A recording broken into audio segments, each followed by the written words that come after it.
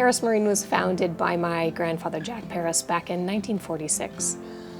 Both of his sons Noel and Bill Paris worked in the company, and eventually my parents Bill and Jan Paris purchased from my grandfather back in 1974. I have owned the company and purchased from my parents back in 2005, and now we reflect on 80 years of family-owned business.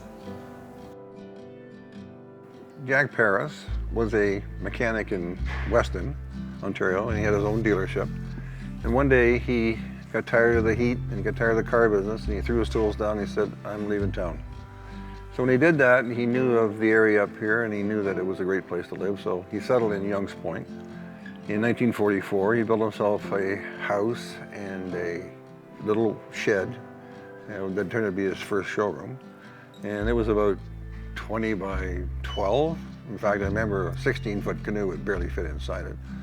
And back in that point in time, he worked for London Life as a debt collector, and he'd go to homes and collect money, collect premium money for London Life, and then he would started back into the real estate business. So he had an opportunity to sell properties on the water, so he considered himself to be a summer property specialist.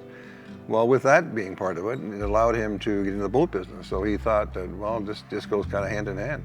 So Peterborough Boats and Johnson Motors were looking for dealers at the time, so he hooked up with them, and that was the natural part of it. He also opened a bait shop because he believed that communication with the customer was the most important thing, so find a reason for them to come to you.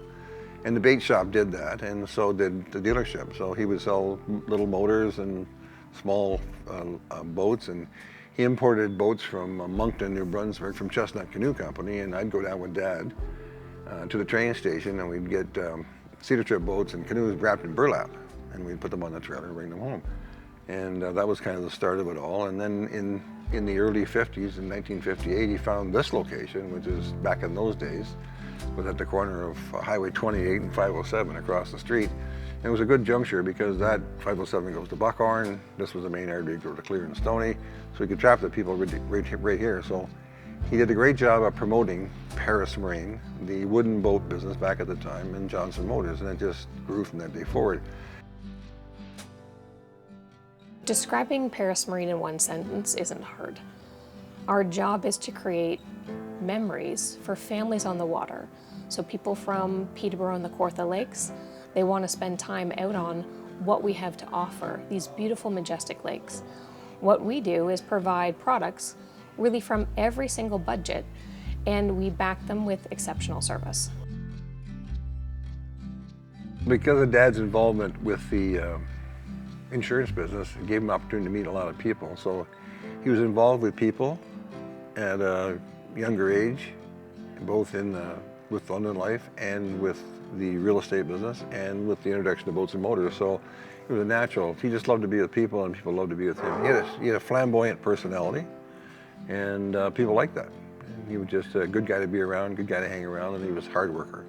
Loved to work, loved people, and he loved to be near the water. The greatest thing about the dealership, and something that's never changed, is we always answer the phone. A real live body answers your call every single time. And doing that adds a bit of personal touch every time we communicate with you, and it never leaves you on hold. So you're always able to talk to someone right away. That hasn't changed from back in the 40s, and it won't change into the future. I was fortunate because that's the start of the boat business really back in those days. The biggest boat built at the time was really 16 feet. And so I had an opportunity to hook up with Larry Lozon, the owner of Thundercraft, at the Toronto Boat Show. And when Dad was selling his docks there, which I would help him with, and then we decided to bring Thundercraft on board. And believe it or not, no lift truck, 14-foot boats, and he had the Sprint and the Playmate, and he had a little speedboat called a Wildcat, and we'd take them off the truck by hand. We'd slide them back, drop them down, hold them up with your transoms, settle them on the ground, swing them around, and set them down. And that was really the start of it. So one of the highlights of the marine business for me was meeting Larry Lozon. He became a very close friend. Both he and his wife and his 3 daughters were close to our 3 daughters. We would travel together, and that just started the boat business off. We expanded the showroom a little bit, put Larry's boats inside it, and then the business just started to grow from there.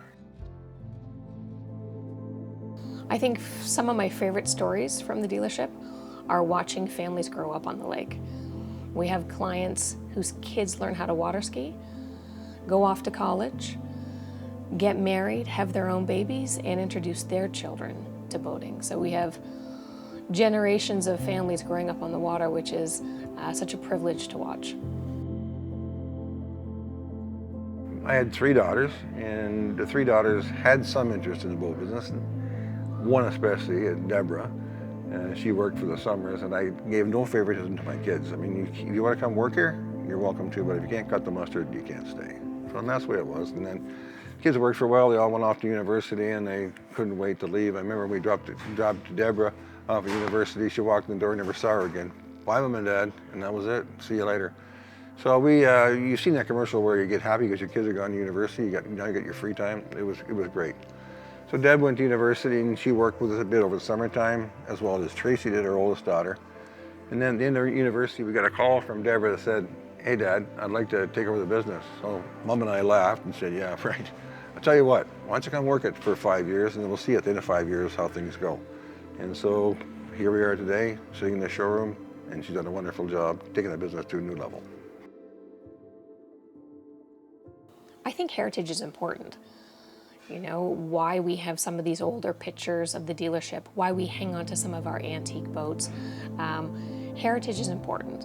And I think what we learn from the previous generations, customer service, integrity, giving back, being a full-time year-round employer, those things are very important because it gives our employees and our partners stability, and it gives the customer continuity.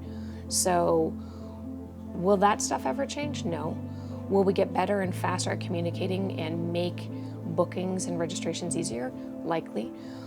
When I think about the future, will we morph into virtual training for women making waves? Set up a channel for that? More than likely, so that we can reach more people and help more people safely operate their boats and get out on the water longer.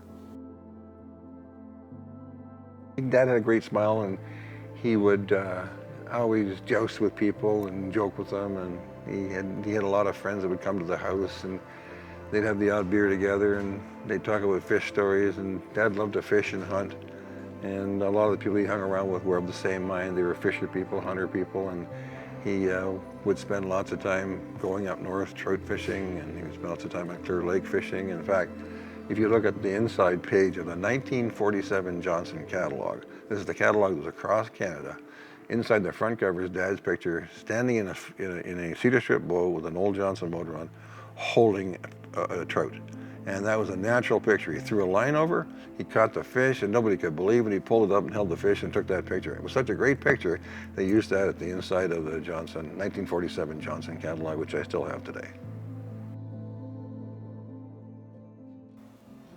Gosh, if Grandpa could see the dealership today.